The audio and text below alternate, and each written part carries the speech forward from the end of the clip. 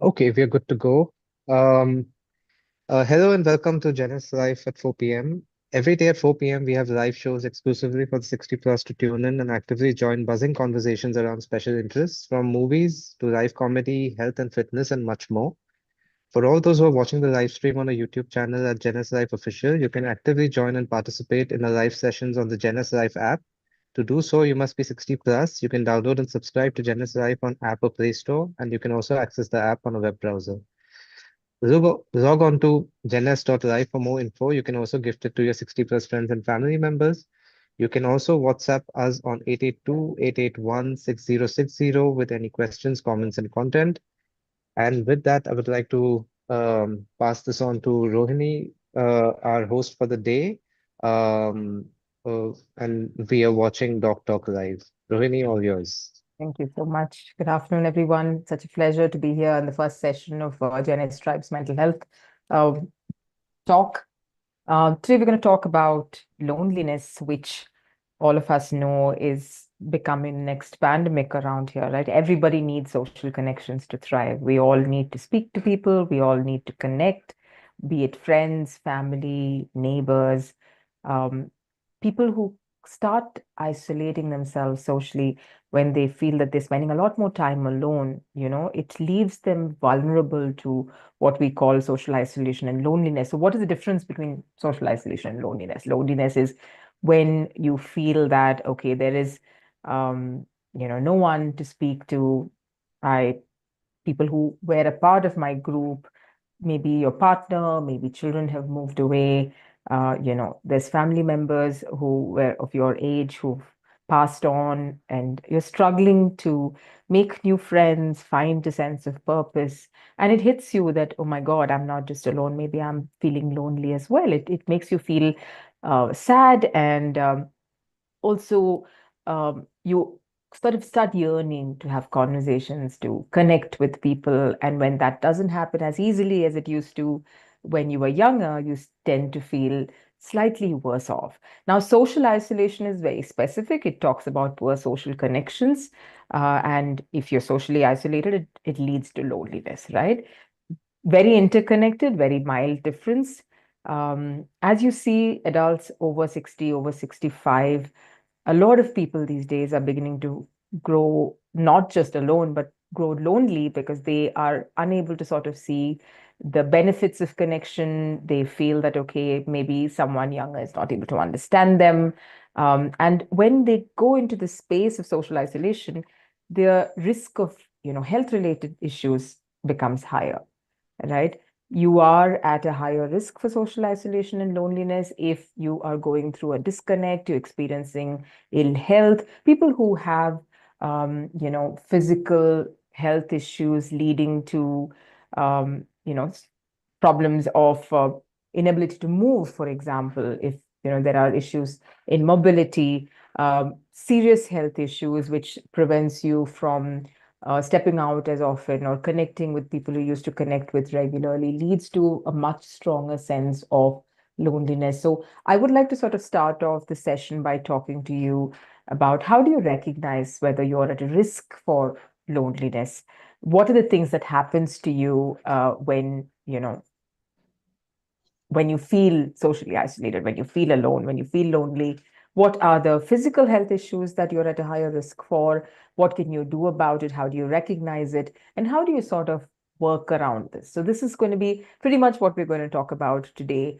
And if there are any questions, happy to take it. Or if you can sort of leave a comment, maybe that will also be extremely helpful, right? So, what happens when you're lonely and socially isolated?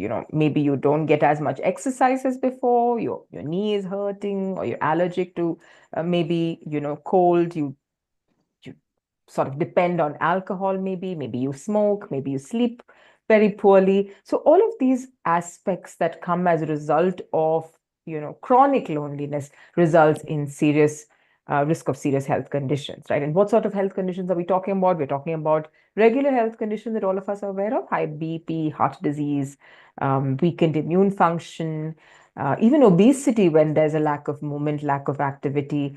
Also, emotional well-being, mental health conditions like anxiety, depression, cognitive decline. So when I talk about cognitive decline, we also talk about dementia and Alzheimer's. But before we get into that basic cognitive decline, I'm sure many of us will relate. In fact, many of us who are so-called not Gen 60 also relate to that, where we do not remember what we started off or who we were supposed to call or that message we were supposed to send. Um, because loneliness really is a pandemic, like I was talking to you about, not just among elderly, but also among the younger generation. We become so socially connected with people in terms of literally, social media is what I'm referring to. You forget the benefits of an actual one-on-one connection, right? So when I'm talking about cognitive decline, I'm talking about immediate memory recall is not there, memory recall is not there. Sometimes you forget that, okay, I've put something on the stove, you forget to turn it off, you forget that you had a conversation with someone. Should this bother you? Not as much. It should begin to bother you if it starts affecting your everyday life. For example, if you forget the names of those around you, if you forget where you feel that, okay, you've stepped out and you want to get back home, and somewhere you feel you're blanking out. Okay, where exactly am I going? Muscle memory is taking you back home, but you don't really remember the name of the street. Or, for example, you're seeing like a neighbor or a neighbor's child after a very long time, and you're struggling to sort of remember who that person is, or you know, that's, for example, if a child has moved on from a neighborhood and you're seeing them after 10 years, you don't remember the name, that's fine. But if you see a neighbor who you meet with literally every day, and you see them this evening and you don't remember their names, I would be a little concerned. So it's very easy for us to sort of figure out, what are we dealing with? Are we dealing with, regular aging related memory loss, or are we leading into something more serious like Alzheimer's or dementia? And how do you sort of, put a check and, take care of yourself, right? What are the risk factors for social isolation and loneliness? Like I was talking about before, loss of mobility is a very high risk factor. People, those who are undergoing serious illness and injury, if they don't have that social connect, they don't have friends or family around, they're not, their everyday activity, for example, morning walks or evening walks or connects with friends, going to a club, playing cards with friends, going to a book club or taking tuitions, regular things that keep you connected with people around you. If you're unable to do that because of loss of mobility, um, the risk of loneliness is much higher. People with vision and hearing problems also are at risk. Um, why does hearing problems increase the risk of loneliness? When we try to connect with someone and, you realize that they're talking to you, they're telling you, they're sharing things about their life with you, and seems like you're not paying any attention. So this is a concern that has come quite a lot of times. I am a psychotherapist, and I do help people with family intervention sessions, and we get to hear children complain, children as in 50, 55-year-old children talking about their older parents, saying that whatever I'm sharing with my mom, she doesn't care as much about what I share with her anymore. And then when you go into it, you realize that mom is not really able to hear her. So you're talking, but mom is not paying attention because she can't hear you. And the child gets angry, saying that, okay, you're not as connected as you were when we were younger. So it's really important for us to understand and create an awareness around, what are the problems of aging, which are really genuine. So look at your parents, figure out, are they dealing with vision or hearing problems, and help them manage that better. Take them to the doctor. There are so many amazing hearing aids available right now, and it's all right for us to try that, right? You don't have to become old just because you're aging. Age is always a state of mind. And the more we start accepting that, the happier we're going to be. And it's okay for us to sort of reach out and say, okay, I'm not all there right now. So, maybe I need to sort of talk about it to someone. Yeah. That brings me to the next challenge, which is a risk factor, which is a cognitive and psychological risk factor. You don't find a sense of purpose anymore. You are this head honcho of this big company, or this the head of your household, the person who, handled the children, the husband, the in-laws, the parents, the maids being very important here. I think we all struggle with that even now. And, I really cannot, I'm amazed at how my mom and my mom-in-law and are able to manage their, household so beautifully. It's a big struggle for me, between being nice and being walked all over. So, there's so much benefit we get by involving our parents in our everyday activities, seeking their support, and vice versa. So digital literacy is somewhere where your children come in. Ask them if you're not able to access a phone. So this interdependence we see is coming, sort of coming down these days, which also increases chances of loneliness, right? Financial struggles. There are a lot of us who have loved ones who take care of us, but sometimes if you've not planned your finances properly, tends to make you feel that, okay, I've been so independent all my life. Now I don't want to depend on my children. I don't want to depend on anybody else. So you self-isolate because you start feeling a certain sense of complex around yourself. You don't really have to. There's so much support available. And Another risk factor is, of course, living alone, lack of transportation. You don't know, you don't know how to sort of move around the older you get. And of course, lack of mobility will also lead to inability to leave home without help. And a lot of us, I know, who've been caregivers, will know that parents who find it hard to leave home without help are angry. Why are they angry? They're angry because they feel like, I don't want to depend on you, right? I've taken care of you all my life. Now, who are you to tell me that be careful when you get up from the chair, hold on to the railing. Don't remind me that I'm old, right? I know it, but in my head, I'm not, right? So, loss of mobility or being unwell or being old is not a sign of weakness, or it's not a sign of, permanency, in the sense that, you are still the same person you were 30 years ago. But it's all right for us to realize that there are forums out here like Gen S, for example, where people are taking the effort to get you connected, to get you out of this phase of loneliness, right? Allow you to deal with major life challenges, creating a community where people understand one another and are there for one another. Death and, the sense of mortality is looming large over all of us, but a lot more when people start aging, separation happens, they feel that, okay, I feel helpless when my partner is not well, or you have a much older parent who's also going through a severe health crisis. For example, there are a lot of parents who are 90 or 88 or plus 90 who are not just dealing with physical health issues, there's cognitive decline. So there is dementia, they don't remember who you are, they get angry with you, their helplessness then passes on to you, then you pass it on to your children. So it's like a vicious cycle that goes around. And that's when organizations like Gen S come in, where we are creating a tribe. That means there is someone else who's going through what you're going through and is happy to sort of be there for you, to talk and tackle and help you understand that, okay, life isn't always about, it's not a proof of can you manage or can you not. It's about interdependence. It's about being okay to say that, okay, I'm tired right now. And, enjoying age, enjoying 60 plus, enjoying retirement, having fun, going out, traveling, doing whatever you can within your capacity, right?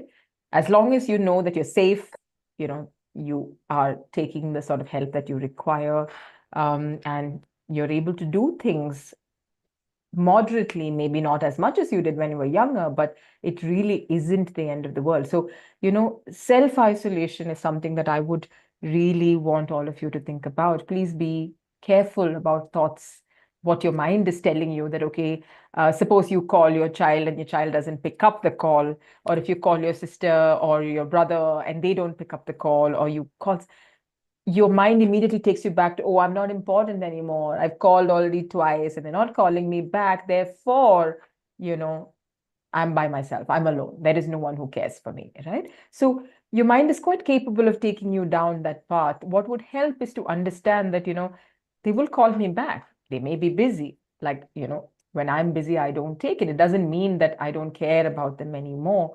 The more you allow your mind to sort of take over and, feed you things that lead to a narrative that you're lonely, the better off you will be. And that is where creating your tribe becomes important, right? Having friends, reaching out, volunteering time, doing things that give you a sense of purpose, maybe taking a cookery class, maybe, talking about public speaking, maybe teaching math, maybe teaching budgeting. There are so many things that, my beloved parents, uncles and aunts who have all logged in here, I can see them, I can see him, auntie.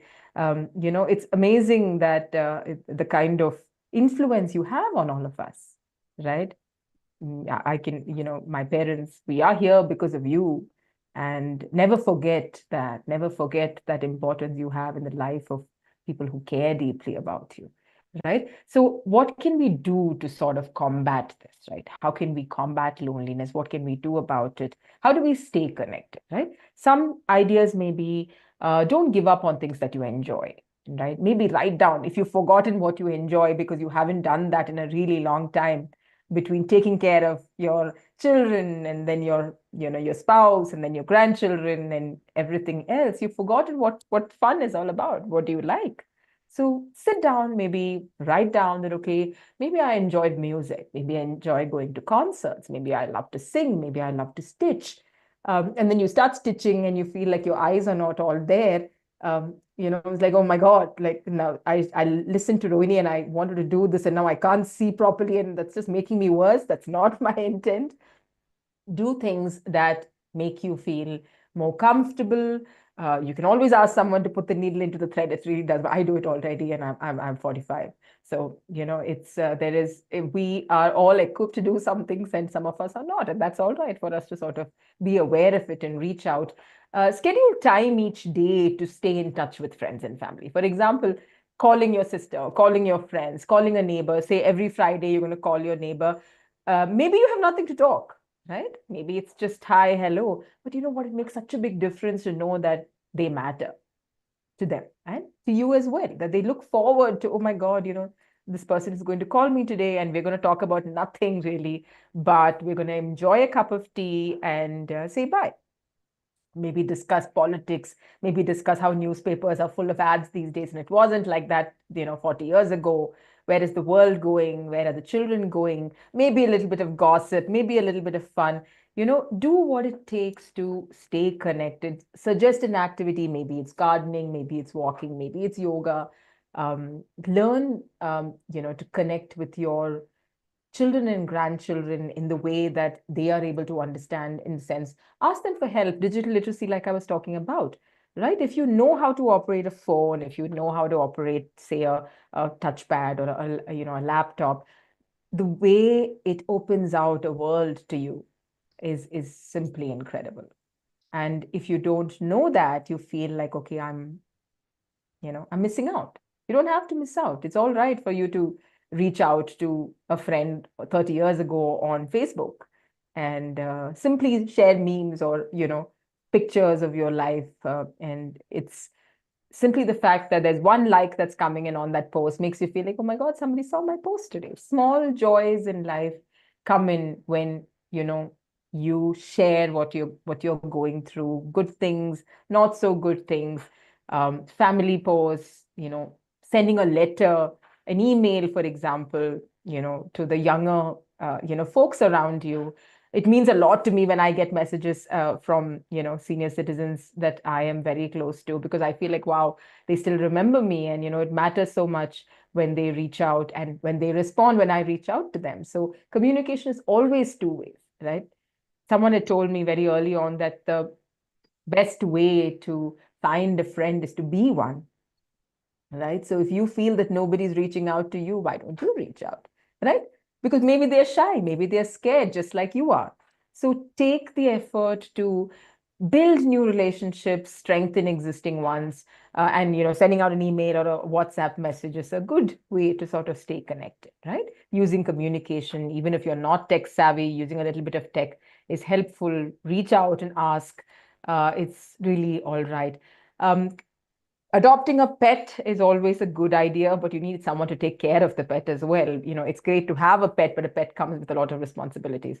So if you have help at home to sort of take care of the everyday events of the pet, a pet or an animal is a very, very good stress buster, right? They are with you all the time and make you feel absolutely great. Involve yourself in physical activity. brisk walks every day at a certain time, join a friend or a neighbor when you go for that walk, um, and go out, walk to buy vegetables, gives you a sense of purpose. Right? I know Zomato and Swiggy has made life so easy for us that we don't really need to step out at all. But I think it's amazing. And my mom always tells me that, I can't do this. I need to go and touch the tomatoes and, feel the vegetables when I buy them. Which I think is great, which is why we get all the bad vegetables when we order online. But that's wonderful, do it as long as you can, because it's that's just how life is, right? And that's what makes you happy. That's what makes you feel like, okay, I'm still doing what is important to me, right? Joining maybe a walking club, or maybe playing cards with friends over the weekend, connecting on a Zoom call like this with your family, saying hi to everyone, commenting, laughing. Laughter is one of the best medicines. It always has been. It still is, right? Shared jokes, shared experiences with cousins and family members, very, very beneficial. But do not compromise on physical activity, my friends. Um, 2 to 2.5 hours a week is very important. Any sort of physical activity will help you feel stronger. Stronger you feel, the less socially isolated you become, and you beat loneliness that way, right?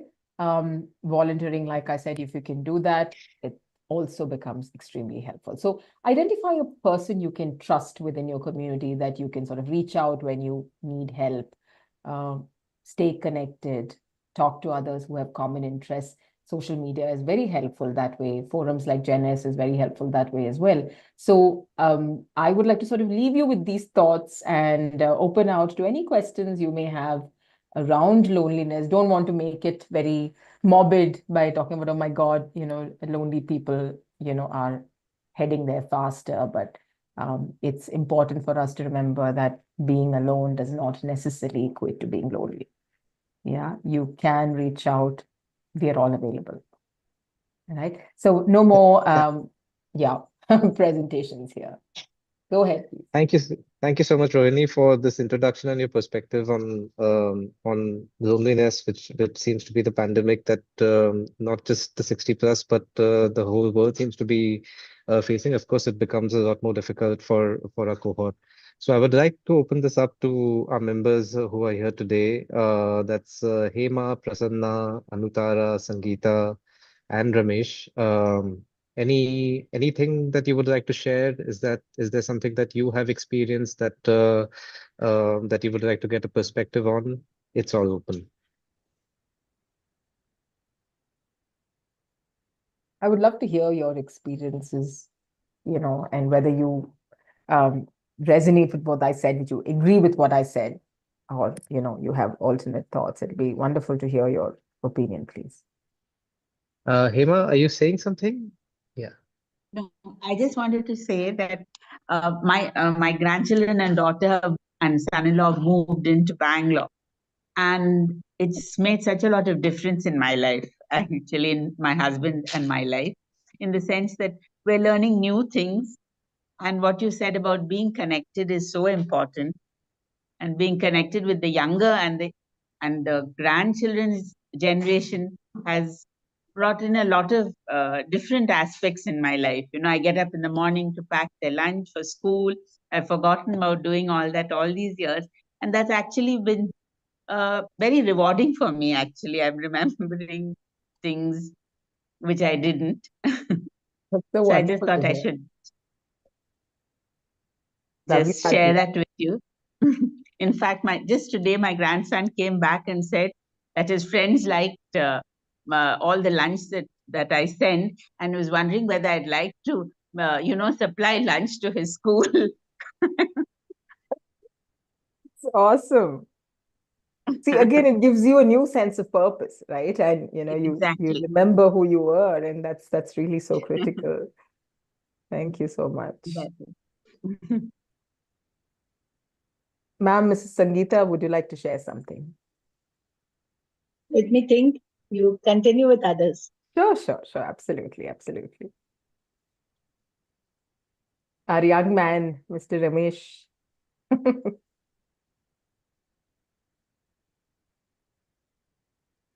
Well, yeah, I think whatever you had mentioned, or in life, if we see it, I can see it with my aunt who's in the village.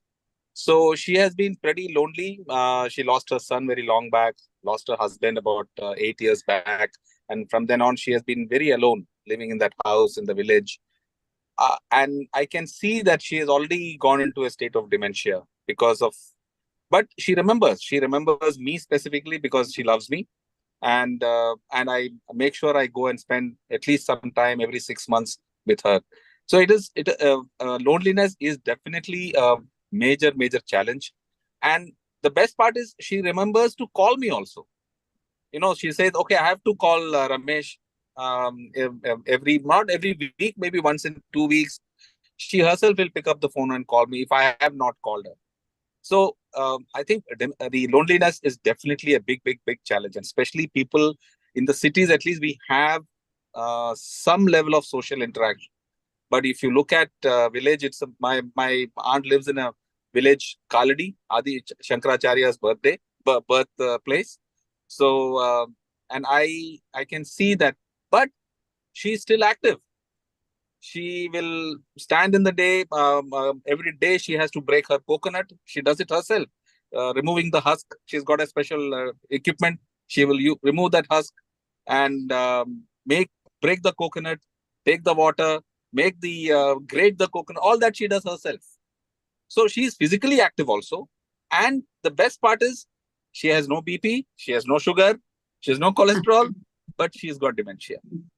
She can't remember. If I tell her, Ammai, I am coming day after tomorrow, in the same phone call, after 2 minutes, half a minute, she'll ask me, when are you coming? So I tell her, please mark it on the calendar. She's got a calendar that, please mark it, I am coming there. But she will forget. So this time when I went, I bought her a medicine box. She has to have some medicines which, like Neurobion and things like that to keep her little healthy. So I bought her a 7-day medicine box, Monday, Tuesday, Wednesday, so that she remembers that she has to take those medicines every day like that. So I think this is the issue. And we have, I think, as 60 plus, as we age, we have to also look at how we can keep ourselves busy. That is most important, I feel. Absolutely. And Thank you. empty nesting is a challenge. If she has lost her son and her husband, but there are others, I think, who are living alone because the children are abroad or children are in different cities. So this is definitely a big challenge. Physical activity is the most important. Thank you so much. That actually, it's interesting what you just shared, because when you talk about memory, and when do you know that memory is a concern, is when this happens, when repeatedly you ask the same question which you just answered, and the person is unable to sort of recall. Those are early signs of dementia setting in, and the person, it's not just memory as a simple cognitive decline. It's a lot more than that. But the fact that she's keeping herself active, going to temples, it's like one of the things that we all our parents, everybody does as a routine, is another very helpful way to sort of combat loneliness, because either you volunteer in the temple or simply go there. You go there, you talk to the priest. I think all mothers have a connect with the priest in the temple, and there's this side line to God, direct line that goes, and it's incredible. That's how they build the connect, right? The connections and the everyday routine, especially when they live in, places in Kerala and Tamil Nadu, different parts of the country, which is where there is a temple next door, or probably a part of your family, deities and things like that. So you do see that social isolation is a lot more, loneliness a lot more in parents who live in urban cities than those who live in, their hometowns and villages, because there's always someone coming in, checking in on you. There's someone who's walking, someone who's doing things, which in a city sort of setup, sometimes this doesn't happen as much. Right? Thank you so much. Yes, ma'am, please go ahead. How do you tackle this dementia for a person who is mostly restricted to the house and they can move about in the house, but they have that arthritis problem? I have a close friend of mine and my eldest sister. Mhm. So this dementia is a problem for them. They forget things. How do they tackle? See, people, dementia is not a immediate, like not everybody who goes through aging goes through dementia. That's really important for us to understand here. It is a change in, certain regions in the brain, which, some neurons stop working, which results in a genetic, change that happens in the brain neurons. And then people start developing signs of losing balance, repeated questions, memory issues, not remembering to pay bills, different responsibilities. You start seeing the decline there. So if your friend, who you were talking about is going through these changes, it's really important for them to consult with a doctor who specifically works in the area. First thing I would definitely suggest would be that, ma'am, it's really important to understand risk factors, to set up a certain support system for her. Does she live with someone?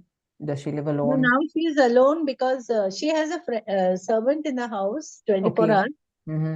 And she is herself able to move about in the house, can do Mm-hmm. some work also, but now that she has a servant, she is not doing it. Mm-hmm. But all her three children are abroad. So they keep calling, but not too often as expected. Because as you said, they are also busy in their own work.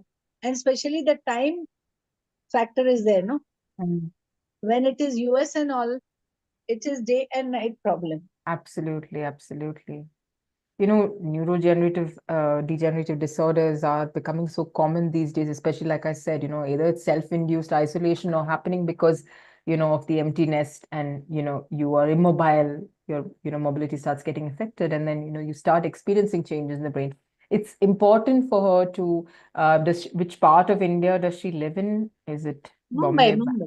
She's Mumbai in. itself? Hmm. Okay, I okay, keep meeting her, but she is also in the western suburbs. I'm in the central suburbs. Not so easy to connect with her every week or every month. Maybe 2, 3 times. But I keep phoning her. And this okay. started developing, I think, mostly during that Corona time. Mm-hmm, No mm-hmm. one was My God. in touch with her. Okay. Some calls she would talk to, but I mean, friends and all, but it wasn't that call. She was feeling lonely from that time, mostly. Okay. Mm-hmm. All alone. The servant also was not there. She used to do the work herself. Even her neighbors were very helpful. Okay. They are still, but each one, of course, they have their own problems to attend to. So she can't get help from everyone every time. Would you know of any other family, say a cousin, a niece, nephew staying around? See, dementia isn't, it's not reversible, ma'am. You can't, do anything to sort of change it for her, right? There's no medication as such. What you can do is make it easier for her, ensure that there's a support system. I'm sure her children are trying to figure that out. I know you said that there's somebody who lives with her in the house, right?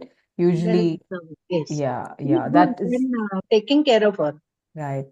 That's important because dementia, can be a little risky in terms of when the decline becomes worse off. And doesn't go out of the house. She's been told not to go out. Sometimes she goes But it down in the makes it so much society. more difficult Yeah. for someone like her. That's where the whole digital aspect comes in, right? Where, maybe someone in the family can, connect her with how to sort of connect with others online, friends groups or relatives mostly, cousins, her own peer I group where think she she connects keeps with them. herself busy with TV and the phone. That's all. I can understand your Yeah. concern for her. We worked together for many years. That's how I know her. She's a very close friend of mine. And I think another that one itself is my is a eldest sister. blessing. Huh? That's a blessing for her, no, ma'am, that you are concerned about her. She's I she's meet her safe. at least once in 2 months, definitely. That's Earlier, it wonderful. was, and my eldest sister, of course. But there are people in my brother's house where she stays. But that dementia is a concern now because she forgets things. As you said, asking the same question immediately after 10, 15 minutes. She forgets that she has already got the answer for that. But otherwise, she has no other problem. no sugar, BP, heart problem, nothing. All reports are fine, but for this she's got problem, and she has that arthritis, but she is not able to move much, so she doesn't go out. But she visits Bombay, and I make her stay with me for about 10-15 days minimum. So she has some change. Then I take her out in the, taxi or something, and then orientation tour we call it. Just sit in the car and move about. I think she's really lucky to have someone like you in her life. And I think that is more sorted than so many others out there. And, that's wonderful what you're doing, ma'am. And there isn't anything else you can do than what you're already doing for someone like her. It's if she's staying connected, there is someone looking after her, and she has a friend in Yeah, you. my sister-in-law is looking after her, taking a lot of care, like a baby. Yes, I think that's where it sort of leads to. And do let your sister-in-law know that she's doing an amazing job and that she needs to take care of herself as well. Which Yes. coping while caregiving is another topic altogether, which I think we will, address maybe in another session next time. But it's wonderful that people have someone to take care of. In the end of the day, I think that is the wealth, right? Having your children come back, having family connect and take care of you and want to take care of you. That And forgetfulness, what we discussed, forgetfulness, like forgetting the names of certain people and all. yeah. How do you tackle that? No, like Mr. Ramesh was talking about writing it down, like having a calendar, having an organizer, something that's printed out No, on walls and fridges. I am able to do. In my case, I Oh. forget the names. Well, I think you need to, sort of connect the face and, mark if in case it's a really important person. Otherwise, it really does. But everybody Sometimes you understands, just ma'am. remember their names. You can Not always ask not them. often, but sometimes it happens that you just, or maybe because we meet them after many years, so you're not able to remember. But that's very normal. So there's nothing that you need to worry about there. It's if it's a significant person whose name you're forgetting, then that's something you might want to consider talking to the doctor about. But otherwise, it's a very normal thing to not remember someone you've not seen in a very long time. It's really okay to ask that. I'm sorry, I don't. I know you really well, but I'm not able to remember your name, and everyone will understand. It's not something that anyone will judge you for. And But then this it is. bugs you till the time you remember it. So you never ask, you just try to remember. No, you may be thinking about somebody, and who is that person we are trying to recollect, and then we don't get the name. Finally, either you forget about it or you remember it. So when you forget about it, does that help? Meanings, that person may not be necessary. I may not necessarily need the name at that time. We remember something sometimes. It may be required or not required, isn't it? It Absolutely, happens absolutely. to me, I think, but I don't know whether it happens to everyone. Like you remember with certain occasions or certain things that happen in your life. You may remember this thing had happened at that time. What was the name of the person? I don't remember. And sometimes you'll remember your childhood, classmates in school, but you may not remember, someone you met But last week. but I think I would like to come in. I think Sangeeta, it happens to many of us. You don't meet somebody, you will forget the name. Many times it happens. I met my some of my friends after 40 years. I just couldn't recollect. Okay, you are my classmate. Okay, yeah. I think that's Okay. a very um, So common thing. It is, it is, it is. It's far more common than we actually think. Like I said, it's even much more common in youngsters because at least before we used to have phone books and we used to remember numbers and we now nobody remembers anything, right? It's everything is there. So you lose the phone and it's like you've lost yourself. One part of you is gone. So, you know, so the memory loss is very common among youngsters as well, ma'am. So it's, I think But I really appreciate all of you sharing this, and I hope you will join us next time when we have another conversation, another interesting topic. If you have any specific topic you would like us to talk about, that would also be very helpful. Like, any awareness you want, anything that you want to talk about in a specific area, happy to sort of, talk about that as well. We do not want to start with dementia and Alzheimer's and, the disorders as such, because, that'll always be there. Let's talk about connections and how to be happy and how to stay fit and, how to combat loneliness, because I think all of us need that more than reminders about, how things can go wrong for us as we grow older. Yes, that's why we want to Yes, well, start with something like this. Practicing gratitude also really helps that, hey, yes, growing old is a sign of, it's a blessing, right? yeah, It's there are so many of us, so many people in our lives who haven't reached there. So I think it's important yes, for us that's to very sort of true. remember. Yeah, I know we have a lot to be grateful for. So I absolutely. think it's very important to remember that. We say, oh my God, I'm old now. I've got gray hair. And it's like, that's wonderful that you have gray hair. It's we're living to see it. Um, if there are any other questions, any other comments, we can go ahead. Otherwise, I'm back to you, Janice. Yeah. I have a question, Rohini, and sorry I'm coming in even though I'm not 60 plus, but it is a pertinent question because it's just a precautionary way to, if there's a precautionary way to know what would be, the first signs of because sometimes what happens is my parents or others who are in that cohort, they Yeah. may tend to hide what may be loneliness. They may just say that, hey, I'm not interested in doing something else. But loneliness is one thing, but of course, when it leads to um, other issues like dementia and so on, that's when life becomes even more complicated. So, are Yeah. there signs that the one may be able to look out for that Yes, you could? absolutely. Absolutely. There are very pertinent signs, in fact, that we can sort of miss out, starting with,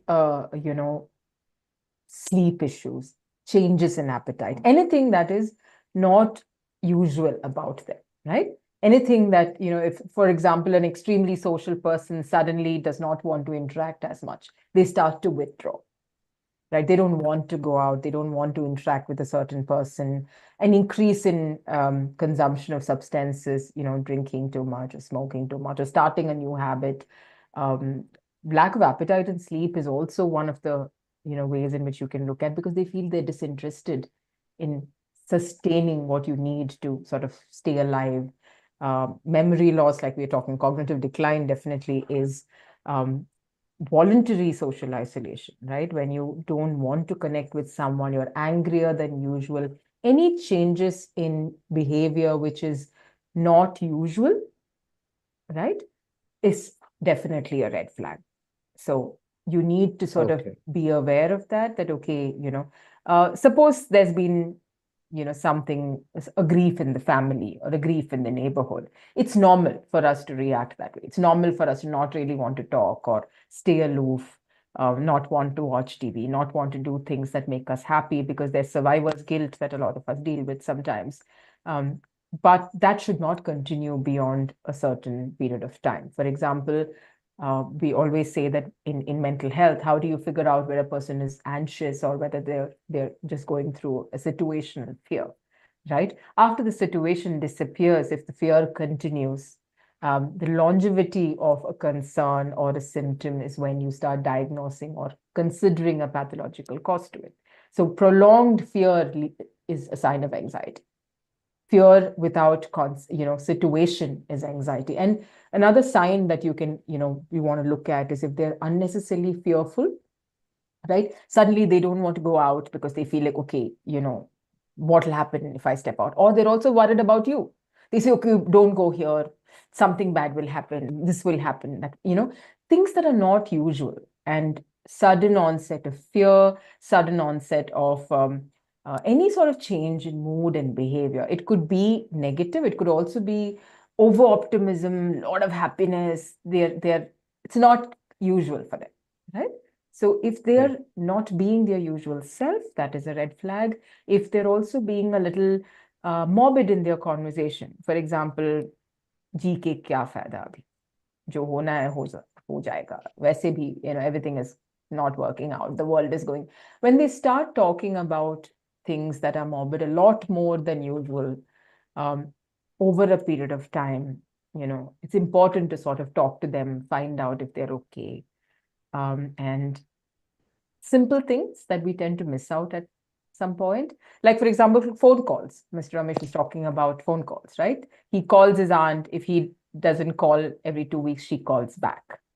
When that calling back does not happen, when the intent to call goes away, and they feel like they're not showing signs of caring anymore, right? There is an indifference that sets in. Those are all red flags that you might want to look at. Okay, I think we have not too much time left. I have one more question, which is actually to do with what's one of the words of the year, which is brain rot, which is something that's also associated a lot with the tendency of the younger folk to be immersed in their screens all the time. Word of the Uh, year. Yeah. yeah. My parents have this tendency to, when they're at home, they're constantly watching these soap operas on YouTube, Mhm. and literally sometimes for hours and hours, and of course they're also on their phone sometimes. So Mhm. is I wonder if that is out of ennui or boredom, or would those kind of habits also potentially, is there a way to know if those kind of habits could also potentially like mess with their normal way of thinking? Okay, so brain rot as a term is not really connected to senior citizens as such. It's meant Yeah, specifically for the younger generation with low quality content that they absorb, right? Which kind of, right. doesn't help them in any which ways and kind of negatively influences them. But for senior citizens, I'm a bit, I think differently here, because I feel, what else are they really doing? I mean, they can watch, they look forward to it, right? And Right. the content that they absorb really is not going to change the way they view life. Okay. But I would be wary of reality shows. For example, in Mm. India, Savdhan India, Crime Diaries, I've noticed that definitely is something that should be avoided uh, from senior citizens consuming that kind of information, because then they start, there's a fear that sets in, that Right. every person who's coming into, a delivery boy could be a potential murderer. And, Mm. people are coming to get me this. And I'm also telling you this from data, from experience as a therapist. And I've seen, senior citizens talk about this, where they fear. So they don't want to let their grandchildren go somewhere. They don't want they're constantly calling their child to check in, have you reached office? Because they've suddenly watched an episode of Crime Patrol or Savdhan India where something like this happens, and they're unable to sort of get off. So maybe a little bit of control in content that they watch in terms of real time dangerous things would be a good thing to watch out for. Or, of course, alternative health, WhatsApp University, as they call, right? Talking to them about being very wary of what they understand out of it. And there is no home remedy for everything, I mean, it's just, Right. so being, talking to them about it, they may not appreciate it, getting your inputs, saying that, okay, but this is a Swamiji that, so and so said it, and it's a highly accomplished person, and you don't know any better. Maybe that content also, you can't stop it, but I would definitely discourage hardcore, scary content, which Got it. is, Got it. that would Okay. definitely. But no, soap operas, nothing happens. Yeah, brain rot is not connected Okay. as much with playing I games mean, helps. Okay, so if you can right. encourage them to do quizzes online, do Candy Crush or Sudoku or any sort of game that gives them, because games are designed by neuroscientists where, there is a boost of dopamine that comes in after every level. It's always very helpful. right? A Great. fight between parents when this happens, but like always sitting on Candy Crush. But it's good. It's good. You'd rather not Okay. fight than play Candy Crush. Yeah. Yeah. Great. Thank you so much. And that brings us to the end of our time on this episode. And I thank you for your contributions and for your perspective on this topic of loneliness. And we look forward to the alternate week when we will see you again. Yeah. Thank you so Thank you. much. Thank you so much, everyone, for joining in. It really means a lot. Thank you. Thank you Please for take care of having us, yourselves. organizing this. Thank you, All Rohini. right. Thank you. Bye-bye. Thank you. Bye. Bye. Bye.